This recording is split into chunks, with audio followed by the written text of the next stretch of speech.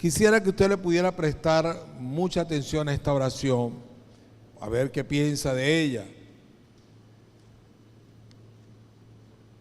Oiga bien, a ver si usted está de acuerdo con esta oración, a ver qué le parece. Dice: Señor Jesús, en tu nombre y con el poder de tu sangre preciosa, sellamos toda persona. Sellar es como que cubrir, de modo que nada malo le pueda entrar, ¿no? Sellamos todo hecho o acontecimiento a través de los cuales el enemigo nos quiere hacer daño. Con el poder de la sangre de Jesús, sellamos toda potestad destructora en el aire, en la tierra, en las fuerzas satánicas de la naturaleza, en los abismos del infierno y en el mundo en el cual nos movemos hoy. Con el poder de la sangre de Jesús, rompemos toda interferencia y acción del maligno. ¿Me va siguiendo? Me salto un pedacito y sigo leyendo acá. Con el poder de la sangre de Jesús sellamos nuestra casa, todos los que habitan en ella. Entre paréntesis dice nombrar a cada uno de ellos. A fulanito, Señor, con tu sangre yo cubro a fulanito, a fulanita, a fulanita, a todos los que habitan en tu casa. Cubrimos a las personas que el Señor enviará a ella, que van a ir a mi casa hoy, así como los alimentos y a los bienes que en ella habrá, o que tú generosamente nos envías para nuestro sustento. Con el poder de la sangre de Jesús sellamos tierra, puerta, ventana, objetos, paredes, pisos y el aire que respiramos. Y en fe colocamos un círculo de tu sangre alrededor de toda nuestra familia. Diga, este es un tiempo de cubrirse, ¿cierto? Sellamos los lugares a donde vamos a ir en este día y a las personas, empresas o instituciones con quienes vamos a actuar. Y dice, nombrar a cada uno de ellas. O sea, si usted hoy piensa ir a la universidad, entonces cubre a su compañero de estudio, al jefe, al profesor, en fin, ¿no? Con el poder de la sangre de Jesús sellamos nuestro trabajo material y espiritual, los negocios de toda nuestra familia y los vehículos, las carreteras, los aires, las vías y cualquier medio de transporte que habremos de utilizar. Con tu sangre preciosa sellamos los actos, las mentes y los corazones de todos los habitantes. Miren qué interesante es esto.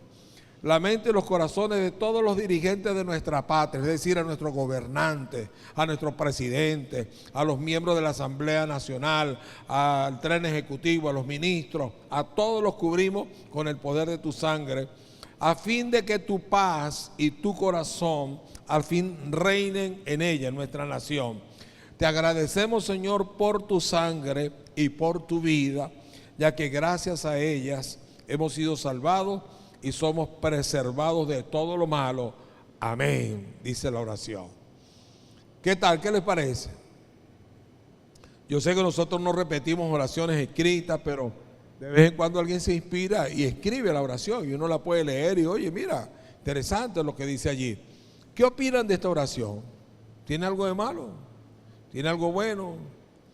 ¿Cuántos la harían? Ok, usted tiene que tener convicción, ¿verdad? Yo te pregunto, porque faltó un pequeño detalle aquí que no se los dije al momento, y se los voy a leer ahora. Después de que dice lo primero, dice, con el poder de la sangre de Jesús, rompemos toda interferencia y acción del maligno, o sea, del enemigo. Te pedimos, Jesús, que envíes a nuestros hogares y lugares de trabajo a la Santísima Virgen, acompañada de San Miguel Arcángel, de San Gabriel, San Rafael y toda su corte de santos ángeles. Y después continúa, con el poder de la sangre de Jesús sellamos nuestras casas y todos los que habitan en ellas. ¿Cuántos harían esta oración quitándole esto de la... Ahora, la pregunta que yo les hago hoy, amados hermanos, ¿es lícito para un cristiano cubrirse con la sangre de Jesús Orar aplicando la sangre de Jesús. Por ejemplo, está alguien enfermo. Por favor, orar por mi hijo, por mi hija. Entonces, oye, cubro con la sangre de Jesús a tu hijo y proclamo que por la llaga de Cristo, por la sangre de Jesús está sano. Mira que mañana voy a salir de viaje, o mi hijo viene, como me dijo alguien estos días, va a regresar de Perú a Venezuela. Mis hijos, te pido que el Señor nos cúbrame con la sangre de Jesús para que todo el recorrido sea protegido por el Señor. O algunas personas dicen, yo no salgo de mi casa sin cubrirme con la sangre de Jesús. Zaperoco. Yo voy a hacer todos los días, antes nadie sale. Y yo recuerdo algunas familias, antes de que salga cualquiera, me cubro con la sangre de Cristo. Ato todo poder del maligno, cubro a mi hijo, a mi esposa, con la sangre de Cristo. Y en tu nombre yo salgo ahora y proclamo que el diablo no me puede tocar. Compramos un carro nuevo, una casa nueva. ¿Qué hacemos? Cubro este carro con la sangre de Cristo. Ato todo espíritu de choque. Con el poder de la sangre de Cristo, todo espíritu de muerte, todo espíritu del diablo, de robo, de hurto. No puedes tocar mi carro, mi casa, porque esta casa es tuya, yo te la consagro. Ahora pregunto, ¿está bien? ¿Está mal? ¿Se puede hacer eso? ¿Sabe dónde por primera vez se hizo este tipo de oración de utilizar la sangre de Jesús para cubrirnos de esa manera? Eso no nació en la iglesia cristiana, eso nació en la iglesia católica. Eso es una oración católica. De alguna manera algún evangélico por allí, algún cristiano se fue copiando y sin darnos cuenta ese tipo de oración fue comenzando a entrar en nuestras iglesias. Y ahora es súper común, es normal y cotidiano que todo el mundo esté ahora, me cubro con la sangre, te cubro con la sangre, está alguien enfermo, te cubro con la sangre de Cristo y por la sangre de Cristo proclamo que tú estás enfermo y que esa sanidad se va. Aparte de lo que dijimos la semana pasada, te declaro sano, te decreto sano, anulo esa enfermedad, te declaro, sí, porque estamos ahorita en una serie que comenzamos. ¿Cuántos vinieron la semana pasada? Levanten la mano, ok. Así, ¿cuántos no pudieron venir la semana pasada por algún motivo? Casi la mitad. Entonces, algunos no saben de qué estamos hablando. La semana pasada comenzamos una serie que se llama ¿Por qué creo lo que creemos? Y hablaba de una pareja que estaba haciendo un pescado. El esposo nota que la esposa le corta un pedazo en la cabeza, un pedazo en la cola, y empieza a hacer el pescado tradicional de la familia. Cuando le pregunta a la esposa por qué corta el pescado así, la esposa le dice, bueno, porque así yo aprendí la receta, así me lo enseñó mamá. Y cuando dice, oye, pero ahora que tú lo mencionas, no sé, pero ¿qué sentido tiene? ¿Por qué? No sé, así es como se hace. Así como le fueron a preguntar a la mamá de la señora y le dijo, es que así yo lo aprendí de la abuela. Y cuando le fueron a preguntar a la abuela, dice, ¿por qué más va a ser? Porque nos juegue, mire, en 1920 lo que yo tenía era un perolito chiquitico y el pescado era muy grande y no me cabía, tenía que cortarle un pedazo adelante y un pedazo detrás. Ya yo he contado esas anécdotas antes, ¿no? Lo que pasa es que nos encontramos haciendo cosas y practicando cosas y declarando cosas que nosotros no sabemos si son bíblicas o no. ¿Por qué, decía yo, algunas iglesias aplauden y en otras no aplaudimos? ¿Por qué en unas se puede hasta gritar y alabar y en otras son calladitos? ¿Por qué en algunas se usa velo y en otras no? ¿Por qué? Porque cada quien se va adaptando a la iglesia donde llegó y se va formando como cristiano de acuerdo a los costumbres de la iglesia donde te tocó crecer en el evangelio. Pero no fue porque tú llegaste a un convencimiento propio, por tu propio estudio de la palabra de Dios y todo lo que tú crees ahora, fue porque tú lo descubriste en la palabra, sino porque simplemente así se hace en mi iglesia, donde me tocó llegar y así lo hago yo. Hermano, por eso no puede ser así. Nosotros tenemos que ser como los de Berea. Dice Pablo que los de Berea eran más nobles que los de Tesalónica, porque cada vez que él predicaba, ellos revisaban la escritura a ver si lo que él había enseñado estaba de acuerdo con la palabra del Señor. No, que lo dijo el pastor Darío. Yo puedo decir misa, hermano. Yo puedo decir que lo dijo el Papa, que lo dijo fulanito, que lo dijo Carluna, que lo dijo el otro. Vamos a ver si está en la escritura. Y por eso comenzamos una serie. ¿Por qué creemos lo que creemos? El primer mensaje la semana pasada que sale hoy en YouTube se llama cómo orar correctamente. Hablando de esto de que lo decreto. Estoy enfermo, lo anulo. Mi hermano, mi papá se está muriendo, lo declaro sano. Sí, ya porque tú lo dijiste, ya se va a sanar. Yo te aviso. Todo eso lo explicamos la semana pasada. Hoy vamos a entrar en el tema cómo usar correctamente la sangre de Jesús. ¿Cómo se llama el tema de hoy? El segundo de la serie, cómo usar correctamente la sangre de Jesús. ¿Por qué? Porque ha entrado demasiadas cosas incorrectas en nuestras formas de orar y ni siquiera nos hemos dado cuenta. Estamos repitiendo como un lorito. Y no solamente viene de Colombia, eso viene en todas las iglesias ahorita actualmente. Eso es casi a nivel mundial. Se van infiltrando pequeñas cositas que van anulando el verdadero poder del Señor. ¿Cómo se llama el segundo tema, el tema de hoy? Que es el segundo de la serie. La semana que viene posiblemente vamos a hablar de las visiones, de la visualización y de ese tipo de cosas. Cómo usar correctamente la sangre de Cristo, la sangre de Jesús. Hay tres cositas que te quiero compartir en relación con este tema de aprender a usar correctamente la sangre de Jesús. Número uno, necesito entender el uso de la sangre en el Antiguo Testamento. ¿Cómo se usaba? ¿Por qué se usaba la sangre de los animales en el Antiguo Testamento? Diga conmigo, ¿por qué se usaba la sangre de los animales en el Antiguo Testamento? Recordemos en primer lugar que en el Antiguo Testamento Jesucristo todavía no había venido, por lo menos no había venido encarnado. Había otras manifestaciones de Jesucristo en el Antiguo Testamento. Toda la raza humana estaba bajo pecado. Después de que Adán y Eva cayeron en pecado, entró la maldición de la muerte espiritual, de la muerte física, de la enfermedad y de la degeneración del ser humano. El hombre comenzó a morir físicamente y murió espiritualmente. ¿Y qué pasó?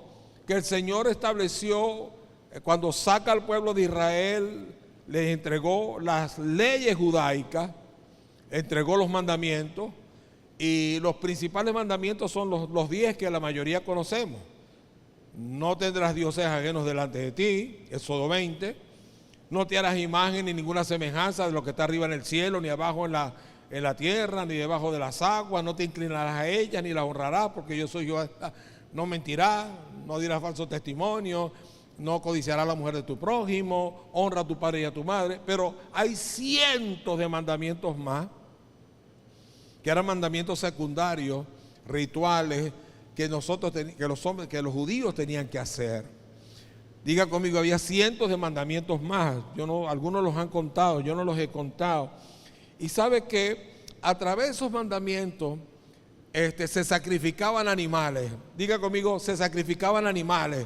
Se sacrificaban corderos, machos cabríos, toros, unas tórtolas, ciertos tipos de animales de acuerdo al pecado que se cometía, de acuerdo a lo que se quería hacer. Y sabe que hacía ese tipo de sacrificio, porque dice la Biblia que sin derramamiento de sangre no hay remisión de pecado. Se necesita derramar sangre. La sangre es la vida, y a través de la vida y del derramamiento de la sangre el pecado se paga. Alguien tenía que pagar el pecado. En el Antiguo Testamento, ¿quién pagaba el pecado? El animal. El animal que era sacrificado según el ritual de la ley judía. Y se hacía algo que se llama expiación por los pecados del pueblo judío en ese momento. Expiación. Diga conmigo, expiación. Dile al que está a tu lado, mira, y tienes un nombre para un futuro hijo tuyo. Expiación Madrid. Imagínate tú, ¿ah? Para el cuarto, ¿no? El quinto. ¿Cuántos llegan ustedes? ¿Cuántos han hecho alguna vez esto? ¿Cuántos lo han hecho alguna vez? Que de pronto lo mandaron, la mamá le dijo, mi hijo, va a barrer la sala. Y usted se puso a barrer la sala y tal, y cuando la mamá se hizo la loca y usted metió el polvo debajo de la alfombra. Y cuando miran, ay, uno ya está listo. Y a los 3 días la mamá levanta la alfombra y ve ese poco de tierra allí. ¿Qué pasó? Usted lo que hizo fue tapar el polvo, el sucio. Eso es lo que hacía la expiación. La expiación no destruye el pecado. La expiación lo que lo hace es lo tapa, lo cubre por un tiempito, con el sacrificio de los animales y de la sangre. Y de ahí es donde los brujos, los santeros y toda esa gente se copia y todavía siguen haciendo ese ritual que ya no tiene arte ni parte en este momento. Y sabe, todo comienza cuando Israel va a ser libre de 430 años de esclavitud en Egipto. Ustedes recuerdan que Israel estaba prisionero. Jacob se fue para allá cuando descubrió que José estaba vivo. Eran como 70 personas y de allí fueron creciendo y pasaron 430 años hasta que los volvieron esclavos. Y llegó el día de la liberación. Diga conmigo, el día de la liberación. Dios envió a Josué y a Abraham para liberar al pueblo de Egipto.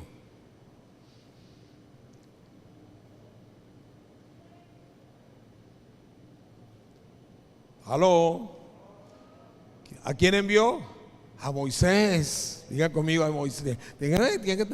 Algunos dicen, amén, sí, Josué, a Noé, porque no le presta atención a la cuestión. Y entonces, recuerde que Faraón no quería soltar al pueblo. Y Faraón representa a Satanás, que no nos quiere soltar a nosotros, y nos quiere matar, y nos quiere destruir, y nos quiere enfermar. Y el Señor tuvo que mandar ¿cuántas plagas? Las 20 plagas. ¿Cuántas plagas eran? 10 plagas. La primera fue la de la sangre, después no recuerdo el orden, la de las moscas, la de las ranas, la de la oscuridad. Ayúdeme. La de las moscas, la del granizo, la rana, los piojos. ¿Verdad qué? No entiendo. La oscuridad, las moscas. Hasta que al final, bueno, ustedes saben todas esas plagas que ustedes están diciendo allí. Envió a fulanito de tal, no, que es otra cosa. La última plaga fue la plaga de los primogénitos. La plaga de los muertos, la langosta. Eso es lo que estaba tratando de decir mi hija. La langosta. ¿Eso era? No, eso no era. Pero bueno, las langostas también. Lo cierto es que el Señor dijo, esta noche voy a enviar a mi ángel, el ángel de la muerte. Faraón no lo deja ir y les dio una instrucción, les dio ciertas órdenes en Éxodo capítulo 12, verso 7. Yo creo que lo lean conmigo. Y dice, y tomarán de la sangre y la pondrán en los dos postes y en el dintel, como en la viga de la puerta de las casas en que han de comer el cordero pascual. Recuerden que el Señor dio una instrucción, se van a meter en las casas, el padre de familia con sus hijos, su esposa, van a sacrificar un pequeño cordero perfecto de 1 año, así que no tenga tacha. Todo eso apuntaba a ¿qué? Al que iba a venir después, a Cristo, el cordero, el verdadero Hijo de Dios. Y van a matar el cordero, van a reunir la sangre en un lebrillo, que es una especie de recipiente hecho como de barro cocido, y van a tomar una rama de un arbusto que había en esa época que se llamaba hisopo, todavía lo hay, y con ello van a rociar con la sangre del cordero que van a matar, un animal de verdad, los postes de la puerta, los 2 postes y el travesaño de arriba. Y cuando venga el ángel de la muerte y pase por allí y vea la mancha de la sangre, en esa casa no podrá entrar. O sea, había una protección. Efectivamente, llegó la medianoche y se empezaron a escuchar los gritos allá en la parte de Egipto, y en Ramesés, donde estaba, si no me equivoco, el pueblo de Israel, ahí no hubo ni siquiera un solo muerto. Dice que hasta el primogénito, es decir, primogénito es el hijo mayor, el primer hijo de una pareja, murió, empezando el hijo primogénito de Faraón, de los esclavos, de los siervos, hasta los primogénitos de las vacas y del ganado murió. Imagínense tremenda plaga. Pero en los judíos no hubo ni una sola muerte, porque el Señor los protegió. Pero ¿saben qué? Estamos hablando de cómo entender la sangre en el Antiguo Testamento. Eso fue un evento único. Eso fue un evento singular. Eso fue un evento para los judíos en un momento específico y determinado.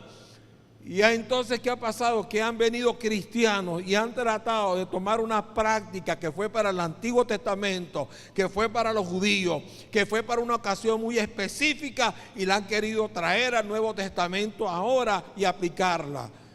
Y están entonces hablando de esto que llamamos ahora los 7 derramamientos de la sangre de Cristo, y que la sangre de Cristo nos cubre, y que la sangre de Cristo para acá y la sangre de Cristo para allá, porque se están aferrando a una enseñanza que sucedió para un momento específico. Diga conmigo, un momento específico. Pero eso nunca se volvió a repetir. Y dice el versículo 13 de Éxodo 12:13: y la sangre os será por señal en las casas donde vosotros estéis, y veré la sangre y pasaré de vosotros, y no habrá en vosotros plaga de mortandad cuando hiera la tierra. Porque ellos necesitaban estar cubiertos con la sangre de un animal. Hermano, porque no tenían protección. Porque si no estaban cubiertos con la sangre de ese animal que Dios había mandado a sacrificar, la muerte los hubiera alcanzado. Cristo no había venido, Cristo no había sido crucificado, Cristo no había derramado su sangre, y por eso ellos tenían que utilizar una sangre sustituta, que era una sangre que hablaba de lo que iba a venir en el futuro. Hay un pasaje en la Escritura en Hebreos capítulo 8 que dice que todo lo que se hacía se cubría con sangre. Todos los utensilios, al pueblo se rociaba con sangre, el altar se rociaba con sangre, el sacerdote esparcía sangre 7 veces, le ponía a veces al que ofrecía sangre en el lóbulo de la oreja, en el pulgar, en los pies, y todo, dice, se hacía con sangre, y sin derramamiento de sangre no hay remisión de pecado. Pero eso era en el Antiguo Testamento, porque luego dice, todo eso era sombra de lo que había de venir. Todo eso era simplemente un acto simbólico de la realidad. Esa no era la realidad, eso no era lo verdadero, eso era simplemente un atisbo, era como que un dibujo de lo que iba a venir en el futuro. Y simplemente estaba apuntando que algún día vendría alguien que nos lavaría de todo pecado, que nos quitaría y que nos protegería. Ellos no tenían a Cristo. Cristo no había venido y ellos necesitaban una protección. ¿Y sabe lo que pasa? Dice la Escritura también en otro verso que el sacerdote tenía que hacer este sacrificio. Había sacrificio todos los días, pero había un sacrificio que se hacía una vez al año. Diga conmigo, un sacrificio que se hacía una vez al año. Y quiero que busquemos Hebreos capítulo 9, versos 7 al 12. Quiero que vaya conmigo a Hebreos, casi al final de la Biblia, uno de los ya últimos libros de la Biblia. Hebreos capítulo 9, versos 7. Cuando lo tenga me dice amén, pastor, ya lo tengo. ¿Ya lo tiene? Vamos a ir desde el 6. Hebreos 9:6. Cuando esté en pantalla me avisa. Ya está. Y dice así, está hablando acerca de cómo estaba dispuesto el tabernáculo. El tabernáculo era como una gran tienda de campaña que se hizo en el desierto, que representaba el templo temporal donde se adoraba a Dios, donde se hacían los sacrificios. Y hasta que se hizo el templo de Salomón, que después fue destruido, y después se hizo el otro templo, en fin. Pero mientras tanto dice así, y así dispuestas estas cosas, en la primera parte del tabernáculo entran los sacerdotes continuamente para cumplir los oficios del culto. O sea, había una parte donde los sacerdotes entraban con toda libertad para hacer todos los rituales, los sacrificios que se hacían todos los días. Algunos traían un sacrificio, una paloma, una cuestión, porque habían pecado, habían golpeado a la esposa, habían hecho algo incorrecto. Pero luego dice, en la segunda parte, ¿solo qué? El sumo sacerdote una vez al año. ¿Cuántas veces al año? Una sola. Y dice, no sin sangre, o mejor dicho, con sangre de animales, la cual ofrece por sí mismo y por los pecados de ignorancia del pueblo. Tenía que entrar en ese lugar para ofrecer sacrificio, para traer expiación por un año, porque al otro año tenía que volver a hacer lo mismo, volver a entrar para redimir a toda la nación. Perdón, redimir no, expiar, porque es diferente redimir.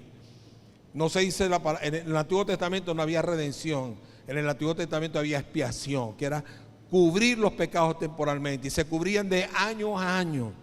Dice la tradición, no lo dice la Biblia, que cuando el sumo sacerdote entraba al lugar santísimo, que tenía un velo y solamente entraba una vez al año, ahí estaba ¿cómo se llama esta urna? El arca del pacto, estaban las 2 tablas de la ley, la vara de Aarón que reverdeció y algunas porciones del maná que se habían conservado durante siglos o años, que al sacerdote lo amarraban con un mecate por una pierna, y que las vestiduras sacerdotales, ustedes se acuerdan que eran especiales, eran consagradas con sangre también, con aceite. Tenía unos calzoncillos de lino fino, el manto, el efod, toda una cantidad, el pectoral con piedras, era toda una indumentaria. Pero tenía una especie de faldilla, era como un vestido, y en las puntas tenía unas campanillas. De modo tal que cuando todo el pueblo se reunía, eso se llama el día del Yom Kippur. ¿Cómo se llama? El día del Yom Kippur. Ese día todavía existe. El día de la expiación, eso es lo que significa por todo el pueblo. Todo Israel estaba expectante de ese día, esa era una fiesta nacional, a ver qué iba a pasar con el Señor. Si las campanillas sonaban, si el pueblo que estaba afuera oía que las campanillas estaban sonando, ¿sabe qué significaba? Que el sacerdote estaba temblando ante la presencia de Jehová y que estaba vivo. Y que Dios estaba aceptando el sacrificio, y por eso le estaba temblando la campanilla, comenzaba a sonar y la gente decía: el sacrificio fue aceptado, tenemos perdón por un año. El pueblo se regocijaba. Pero ¿sabe qué era terrible? Cuando en vez de la campanilla lo que se oía era esto: ¡pum! El sacerdote moría porque de pronto entró con un cable pelado. No entró bien, tenía algún problema personal que no había arreglado con el Señor y que había muerto ante la presencia del Señor. Y te pregunto, ¿quién iba a entrar ahí para sacarlo? Lo jalaban con el mecate, sacaban el cadáver y decían: ¿quién es el que sigue? ¿Cuál es el sacerdote que le toca en turno ahora? A mí. Bueno, hijo, ahora te toca a ti porque estamos sin perdón, no hay expiación. El hombre murió, quién sabe qué cable pelado tenía, un pecado inconfeso por allí. Ahora te toca a ti. Y volví a repetir el ritual hasta que sonaban las campanillas, y eso había que hacerlo año tras año. Pero dice la Biblia que una vez que Cristo vino, Él entró de una sola vez y para siempre, no en un tabernáculo hecho de manos, sino en el propio cielo, y no con la sangre de toros, ni de machos cabríos, ni de animales, sino con su propia sangre delante del Señor, para obtener para nosotros eterna redención. Con un solo sacrificio, Él murió por nosotros, una vez y para siempre. ¿Cuánto me están entendiendo? Entonces, por eso que, hermanos, nosotros no necesitamos la aplicación de la sangre de Cristo. Diga conmigo: porque Cristo tuvo eterna redención. En cambio, yo tenía que hacerlo año tras año, año tras año. Por eso lo segundo que te quiero hablar es el uso de la sangre de Cristo hoy. Te estoy hablando del uso de la sangre en el Antiguo Testamento, para entender cómo se usa la sangre de Cristo correctamente. Y lo segundo es el uso de la sangre de Cristo hoy. ¿Qué es lo que están haciendo algunos pastores modernos hoy? Están copiando el modelo del Antiguo Testamento, de la aplicación de la sangre que se hacía en la Pascua, y la están tratando de aplicar hoy en día. Y están metiendo esas prácticas de que me cubro con la sangre de Cristo, de que te cubro con la sangre de Cristo, y la sangre de Cristo para acá y la sangre de Cristo para allá. Hermano, y la pregunta es: si yo cuando recibí a Cristo, ¿qué tengo? ¿Con qué me cubrió Dios a mí? Con la sangre de Jesucristo. ¿Por qué somos perdonados nosotros, hermanos? Y voy a hablar al final de cuáles son los 3 usos reales de la sangre de Cristo. Cuando uno recibe a Cristo, uno es bañado con la sangre de Cristo, literalmente o espiritualmente. No la veo. Y sabe, a mí me ha tocado esta experiencia. Yo le he dicho a algunas personas cuando están recibiendo a Cristo conmigo, yo le he dicho, si tú te pudieras ver con rayos X espirituales, tú te verías en este momento rojita, pero no porque eres de un partido político, sino porque la sangre de Cristo te está limpiando de todo pecado. Y me ha ocurrido como con 3 o 4 veces, y abren los ojos y empiezan a llorar. Yo me estoy viendo en este momento, yo me veo bañada con la sangre de Cristo. ¿Por qué cree usted que Dios nos perdona? Porque cuando Dios te ve a ti, que recibiste a Cristo, como lo van a recibir algunos ahora, que le van a pedir a Cristo que entre en sus vidas, que los bañe con su sangre, que les perdone de todo pecado. Dios simbólicamente nos baña con esa sangre. Entonces por eso es que yo no me tengo que estar cubriendo todos los días. Yo no tengo que cuando salga en la mañana, Señor, me cubro hoy con la sangre de Cristo. Señor, protégeme cuando voy a viajar. Señor, protege a fulanito que está enfermo. No vemos eso, hermano. Y es más, yo los reto a ustedes a que me digan un solo versículo. Haga así conmigo. ¿Todos pueden poner la manito así? Yo los desafío a ustedes en el buen sentido de la palabra que me digan un solo versículo, uno solo, donde usted encuentre la oración de un discípulo, de un apóstol o de un cristiano en todo el Nuevo Testamento aplicando la sangre de Cristo a su vida. No vas a encontrar ninguno. Pastor, ¿y dónde salen estos 7, los 7 derramamientos, hermanos? De una mala enseñanza, de un método de interpretación errado, y nosotros lo creímos. Y yo les pedí perdón a ustedes en su momento, porque no discernimos al momento. Todo parecía tan bíblico, todo parecía tan lógico, todo parecía tan normalito. Y bueno, lo dijo nuestro pastor. Hermano, no importa quién lo diga, usted tiene que llegar al convencimiento de su creencia por su estudio personal de la Escritura. No que lo dijo el pastor Darío, yo puedo engañar, yo puedo mentir, con razón o sin razón, sinceramente.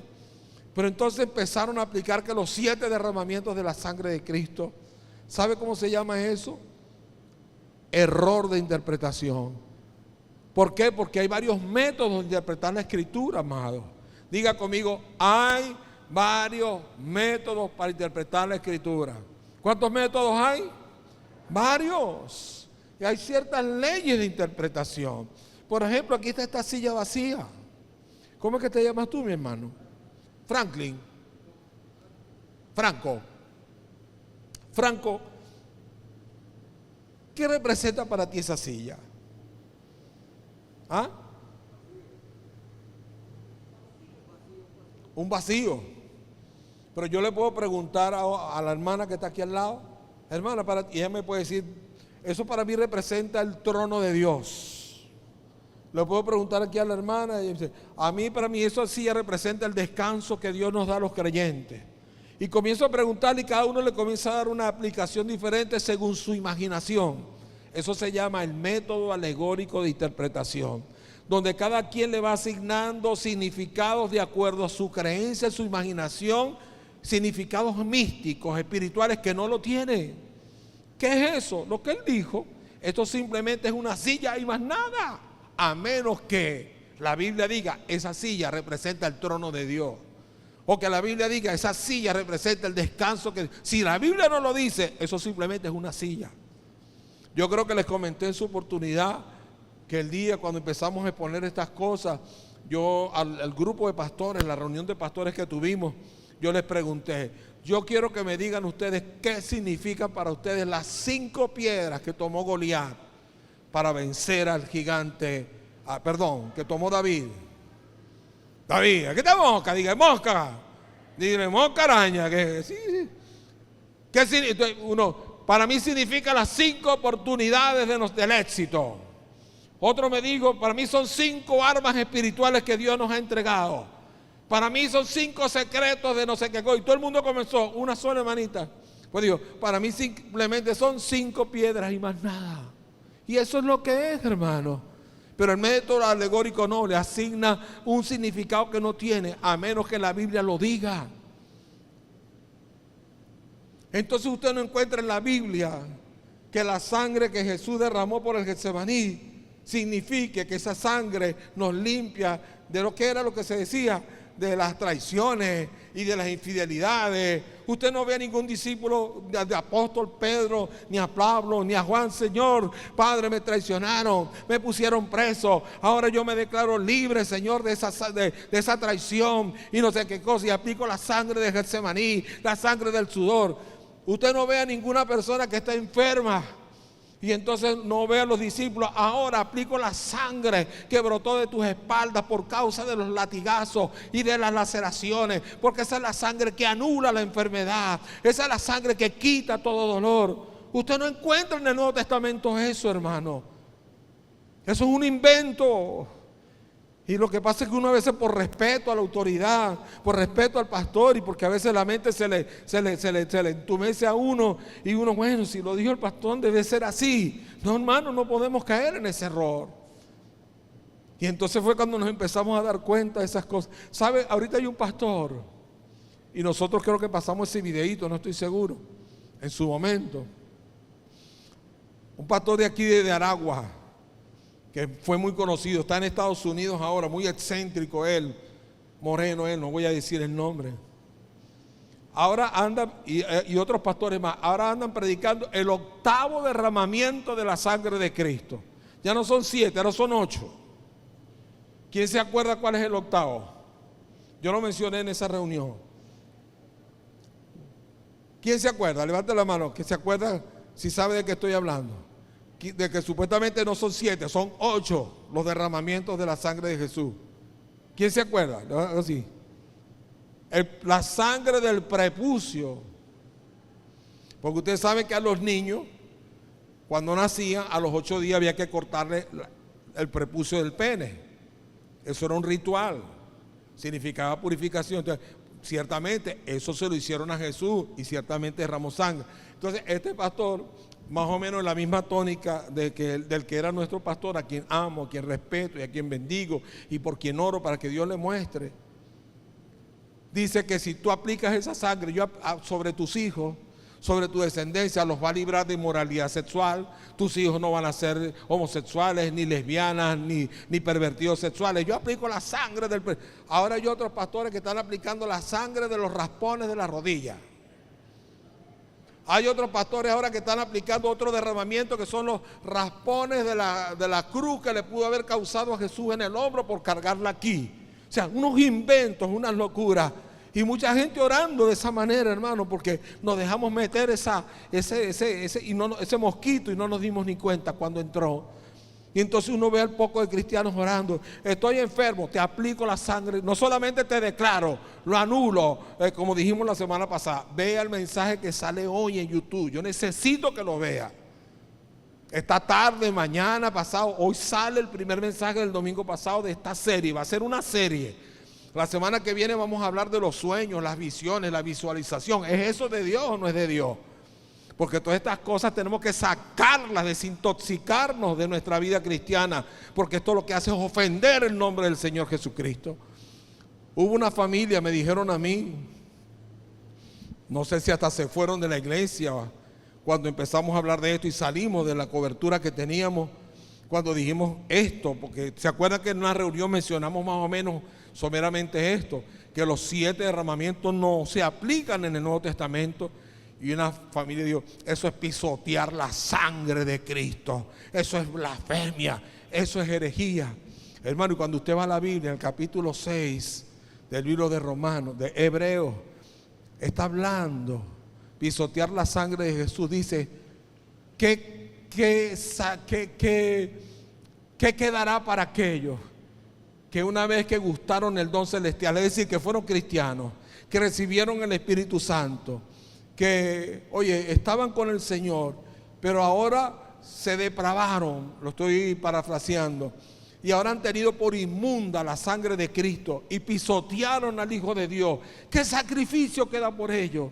¿Será que acaso Cristo va a venir y va a volver a morir y a resucitar por ellos? Dice, no, hermano, tuvieron su oportunidad, fueron creyentes, pero decidieron apartarse del Señor. Ahora lo único que les queda es una horrenda expectación de juicio y de hervor del juicio de Dios, porque ya no hay otro sacrificio. Entonces, hermano, decir que los 7 derramamientos, no, blasfemia es orar de esa manera. Repito, dígame uno solo de los apóstoles, Pablo, Juan, Judas, Santiago, que haya orado de esa manera. Te cubro con la sangre de Jesús. Escuche, le voy a dar un ejemplo. Una de las primeras oraciones en medio del peligro. Vaya conmigo al libro de Hechos capítulo 4. Hechos capítulo 4. Cuando fue prácticamente la primera persecución contra los cristianos. Uno tiene que enterarse del contexto. Hechos 4:23. ¿Cuál es el contexto? En el capítulo 3, Juan y Pedro sanaron, no porque lo declararon, no porque lo decretaron, como expliqué la semana pasada, sino porque ejercitaron la autoridad espiritual que en ellos había. El tipo les dijo: dame una limosnita, por amor de Dios. Había un hombre que era cojo de nacimiento, y cuando los vio le dijo: listo, estos me van a dar dinero. Y le dijo: dame una limosnita. Y Pedro, mirándolo, le dijo: no tengo plata ni oro. ¿Qué más le dijo? Pero lo que tengo te doy. ¿Y qué es lo que tengo? La unción del Espíritu Santo, la autoridad para sanarte. Y en el nombre de Jesús de Nazaret, levántate y anda. Dio una orden, no lo cubrió. Te cubro con la sangre de Jesús. Cubro con la sangre de Jesús ese espíritu de invalidez que tú tienes. Yo anulo, te decreto, no, te ordeno, camina.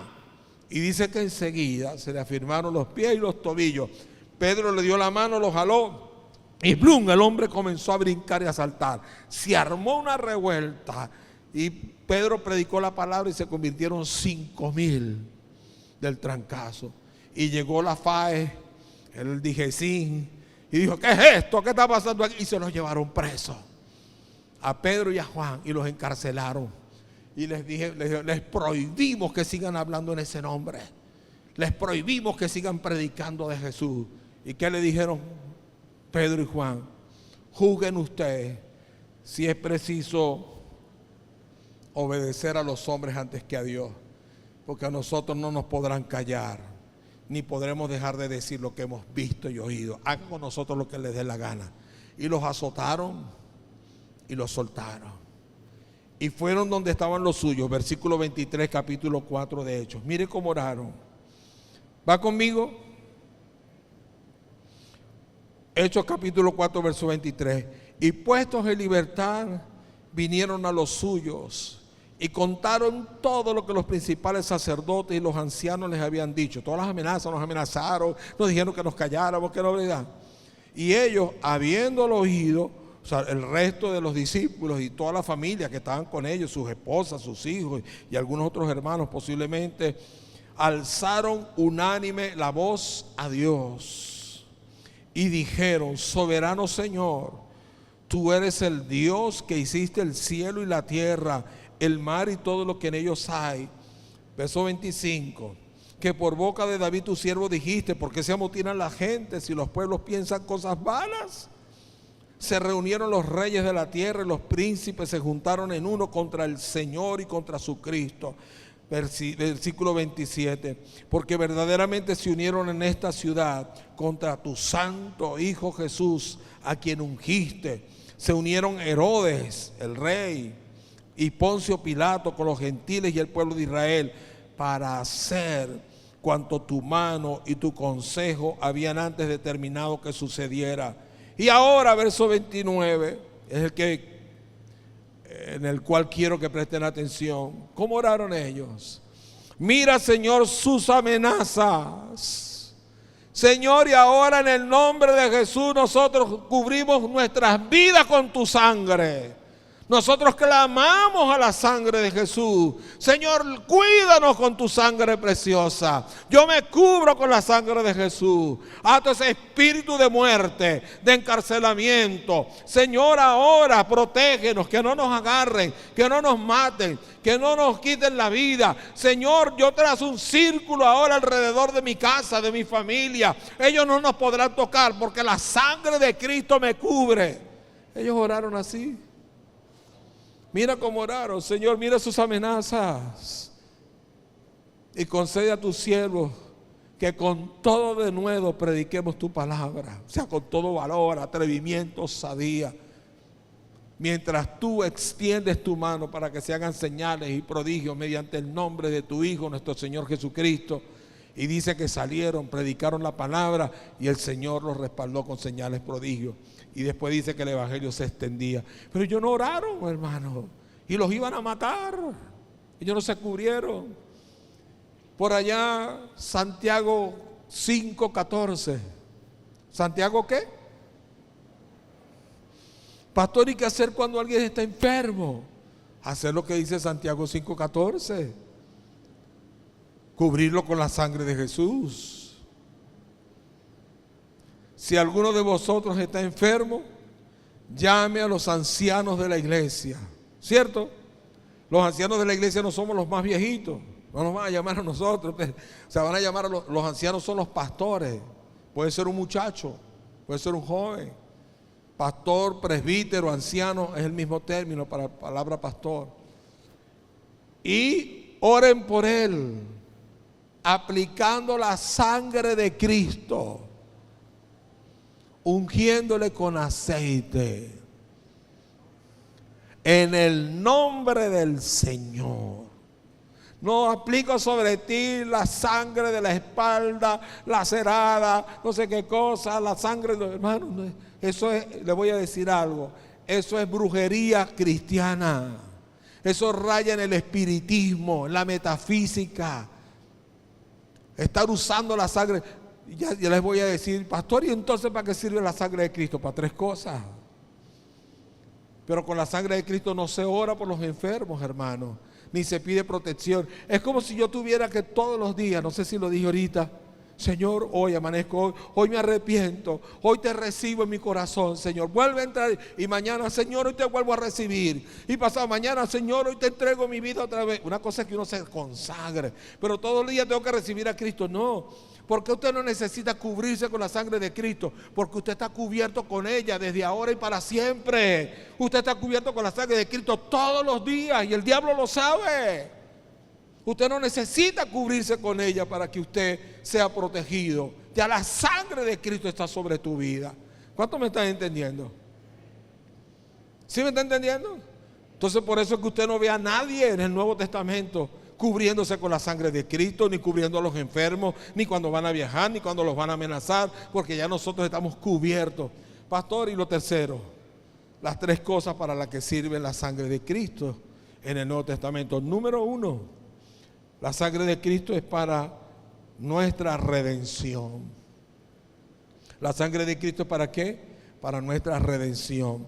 En Efesios 1:7, si me pueden seguir en la pantalla, me avisa cuando esté en pantalla. Me avisa Hernán cuando esté en pantalla. ¿Todavía no? 1, 2, ya. Está hablando de Cristo. Dice, en quien tenemos, en Cristo, redención por su sangre, es decir, el perdón de pecado. Fíjense que no dice en quien tenemos expiación. ¿Se acuerdan lo que era expiación? Era un perdón temporal. En Cristo nosotros no tenemos expiación, en Cristo nosotros tenemos redención. Significa perdón total, absoluto y eterno, a menos que tú te depraves y yo me deprave y yo pisotee la sangre de Cristo, porque la salvación se pierde. Ese es otro tema que vamos a tocar. ¿Se pierde la salvación? Algunos dicen que no. Vamos a ver qué dice la Biblia. Entonces, ¿qué redención? Ustedes se acuerdan que en la antigüedad existía la esclavitud. Todavía existen ciertos esclavos por ahí. Y entonces sacaban los esclavos ciertos días a la semana a una subasta pública amarrados con cadenas y no sé qué. Y le digo, ¿cuánto? Aquí está este, mire, bien fuerte, alto, hermoso, buen mozo, se parece al pastor, con pelo. ¿Cuánto dan por él? Y lo subastaba. Y ya, una subasta. Y el que pagara más. Bueno, nosotros fuimos llevados al mercado de esclavos del diablo. Y allí se hizo una subasta. Y dice la Biblia que nosotros fuimos comprados, no con oro ni con plata, sino con el precio de la sangre preciosa del Cordero del Hijo de Dios. Él nos redimió. Él le quitó el derecho del diablo de destruirnos, de matarnos, de hacer. Ya no le pertenecemos. Fuimos trasladados del reino de las tinieblas al reino de su amado Hijo. El diablo no es mi rey, el diablo no es mi dueño. Ahora mi dueño se llama Jesucristo y me compró para hacerme libre. ¿Y con qué pagó? No pagó con rubíes ni diamantes, pagó con su propia sangre. Me redimió, no me espió, me redimió. Y tú vas a perder esa redención a menos que tú no quieras seguir a Jesucristo nunca más en tu vida. Porque si tú lo rechazas, Él también te rechaza. Si tú lo recibes, Él también te recibe. Número 2, ¿para qué sirve esa sangre? Para el perdón de los pecados. Primera de Juan 1:7. Primera de Juan 1:7. Número 1, para redimirnos. Segundo uso de la sangre, para perdonar todo nuestro pecado, que está muy ligado con la redención. Si andamos en luz, como Él está en luz, la sangre de su Hijo, tenemos comunión unos con otros. Y la sangre de su Hijo, Jesucristo, nos limpia de todo pecado. Gracias por ese aplauso para Jesús. Si tenemos comunión, si andamos en luz como Él está en luz, tenemos comunión los unos con los otros, nos podemos mirar a los ojos. ¿Por qué? Porque todo lo que nos dividía, separaba, fue quitado.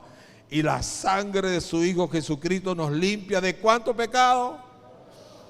Pastor, pero es que yo fui muy malo.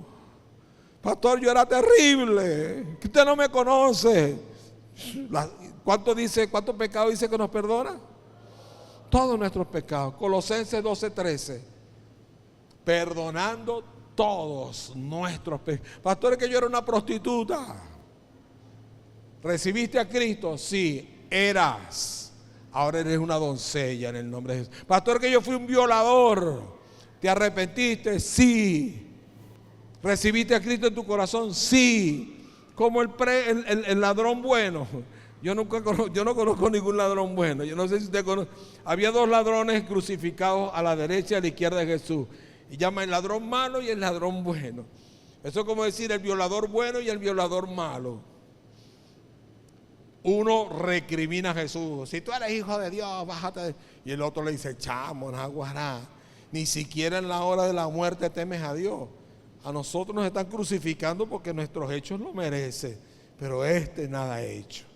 Acto seguido le dice, Señor, ayúdame. Acuérdate de mí cuando vengas en tu reino. O sea, yo creo que tú eres el Hijo de Dios. Yo creo que tú eres el Salvador. Perdóname. En otras palabras le estaba diciendo eso. ¿Y qué le dijo Jesús? De cierto te digo hoy. La coma va ahí. Yo creo. Aunque en el original no había coma. Estarás conmigo en el paraíso. Ese tipo no tuvo tiempo de bajarse. No tuvo tiempo de evangelizar. No tuvo tiempo de venir a la iglesia. No tuvo tiempo de nada. No recibió el bautismo del Espíritu Santo. Pero recibió la promesa de que estaría en el cielo, porque creyó en Jesucristo. Pastor, que yo era terrible. Yo me acuerdo en un encuentro que fuimos en Apure, un policía, cómo lloraba ese hombre. Ese pastor, yo maté a 18, 19 personas, los asesiné así, exterminio. Y recuerdo la cara de cada uno, sobre todo el número 18, fue horrible, cómo me pedía clemencia. Cómo me pedía que no lo yo, te le disparé en la cabeza. Y yo tuve que decirle, la sangre de Cristo te limpió y te perdonó. Pero yo soy un asesino, eras. Porque no hay poder o no hay pecado que la sangre de Cristo no pueda perdonar. Y cuando dice que la sangre de Jesucristo nos limpia, sigue Significa me limpia ahora, mañana y siempre, a menos que tú te depraves y rechaces al Señor. No importa quién tú hayas sido, si estás en Cristo eres una nueva criatura. Las cosas viejas pasaron y aquí todas son hechas nuevas. Y lo último, lo tercero, lo primero, ¿para qué es? Para redimirnos, comprarnos y liberarnos. Lo segundo, para perdonarnos. Y lo tercero, para limpiar nuestras conciencias de todo pecado. Hebreos 9:14. ¿Lo puede leer conmigo rapidito, por favor? Hebreos 9:14. Ya estamos terminando, la banda puede ir pasando. Fíjese lo que dice el libro de Hebreos 9:14. Qué cosa tan hermosa. Dice la palabra de la siguiente manera: cuanto más la sangre de Cristo, el cual mediante el Espíritu eterno se ofreció a sí mismo sin mancha a Dios, limpiará vuestras conciencias de obras muertas para que sirváis al Dios vivo. Cuanto más la sangre de Cristo te limpiará la conciencia de este policía que no podía dormir porque tenía pesadillas oyendo cómo la gente le clamaba que no los matara. De pronto tú vives recordando tu pecado. ¿Sabe cuál fue una de las primeras cosas que hicimos mi esposa y yo cuando nos casamos? Bueno, aparte de eso, sí es mal pensado. Nos fuimos en luna de miel, todas esas cosas. Me refiero a actividades como esposo. Fue a hacer un curso de submarinismo. De hecho, allá en mi oficina tengo los dos tanques, el tanque de mi esposa y mi tanque. Allá arriba usted los puede ver. Eso fue un mes completo, eso era un sueño que yo tenía y ella lo hizo conmigo. Bajamos hasta 35 metros de profundidad, que es la profundidad máxima permitida para un buceador deportivo. ¿Usted sabe que algunos de ustedes son buzos? ¿No sabían?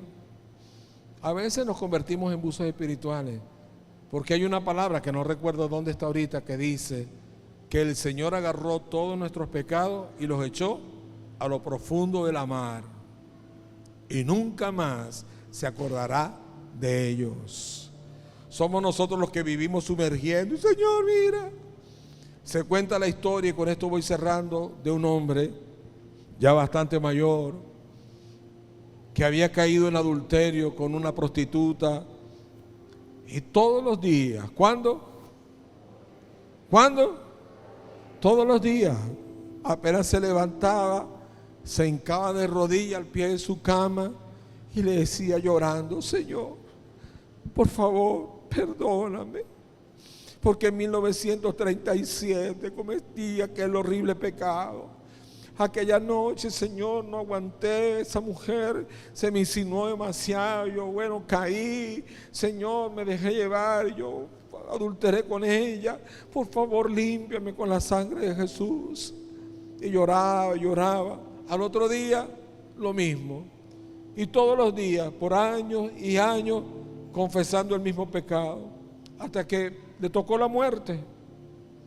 Diga conmigo, cuidado, se corta. Y se presenta a la presencia del Señor, y llega a la presencia del Señor así como en la cabeza, y el Señor le dice: ¿qué te pasa, mi hijo? Bueno, aquí, Señor, avergonzado contigo. ¿Y eso por qué? Por aquel pecado, Señor, tú sabes. ¿Cuál pecado, hijo? Aquel de 1937 que yo te conté cuando me acosté con aquella prostituta. Hijo, ¿pero de qué me estás hablando? Señor, del pecado ese de fornicación, ¿tú te acuerdas? Hijo, yo no me acuerdo. Señor, pero ¿cómo que tú no te acuerdas?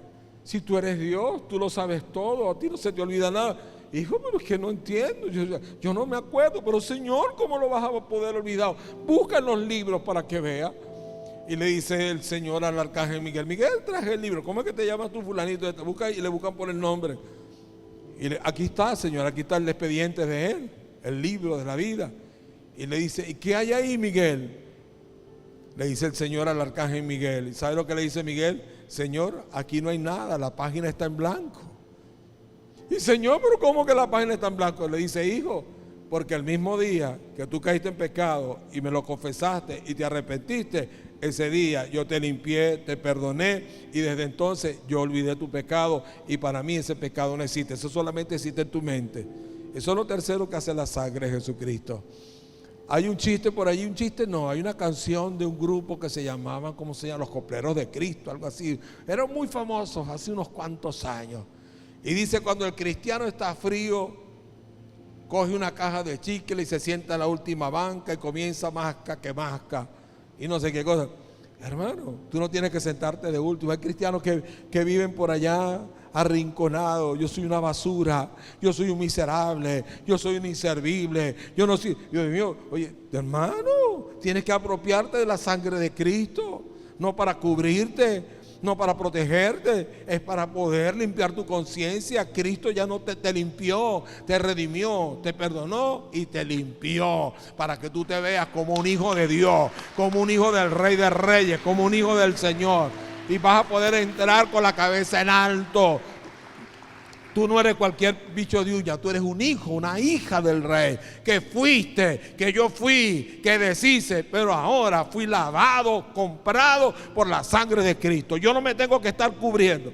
La única manera de cubrirme es que yo haya cometido un pecado y yo vaya a su presencia y le digo, Señor, perdóname, lávame con la sangre de Cristo, porque anoche maltraté a mi esposa, anoche vi pornografía, esta mañana dije una mentira, ayer dije una grosería. Y yo, límpiame con la sangre de Cristo. Es la única manera. De resto, hermano, olvídese de esa broma. Yo no los quiero ver, y no porque los quiero obligar, es que tiene que sacarse esa práctica de brujería y espiritismo cristiano. Te cubro con la sangre de Cristo, me baño con la sangre de Cristo, levanto un círculo de protección alrededor de mi casa. Olvídese, hermano, usted ya está protegido con la sangre de Cristo desde ahora y hasta el día que llegue a su santa presencia, que yo creo que viene prontico, porque ya la trompeta está a punto. Usted está viendo lo que está pasando en el Medio Oriente, la cosa está fea por allí. Así que denle un aplauso bien fuerte. ¿Puedes levantarte, por favor? Dale ese aplauso, sigue aplaudiendo mientras te vas levantando. Somos libres de pecado. Él nos ha perdonado, Él nos ha limpiado, nos hizo nueva criatura. Hemos sido perdonados por su poder y por su sangre. Somos hijos de Dios, somos reyes y sacerdotes, linaje escogido, real sacerdocio, nación santa, pueblo adquirido por Dios para que anunciemos sus virtudes. Somos nuevas criaturas, somos sus hijos, somos su pueblo, comprados por su sangre preciosa. ¿O usted cree que su sangre no sirve para nada? Cuando usted dice que yo soy un pecador, usted está diciendo que la sangre de Cristo no tiene poder. Dígale, gracias, Señor, porque quitaste todo derecho que el diablo tenía en mi vida. Gracias, Señor, porque me limpiaste de todos mis pecados horribles que yo había cometido. Y gracias, Señor, porque me quitaste la culpa. Renuncio a ese sentimiento de culpa. El único que acusa es el diablo. Tú no acusas, porque tú no te acuerdas de mi pecado, porque fueron echados al fondo del mar y nunca más te acordarás de ellos. Úsame con poder, porque soy tu hijo, soy tu linaje y soy escogido por ti. Y aquí está mi vida para servirte desde ahora y para siempre. En el nombre de Jesús. Amén, amén y amén. Dale ese aplauso bien fuerte al Señor.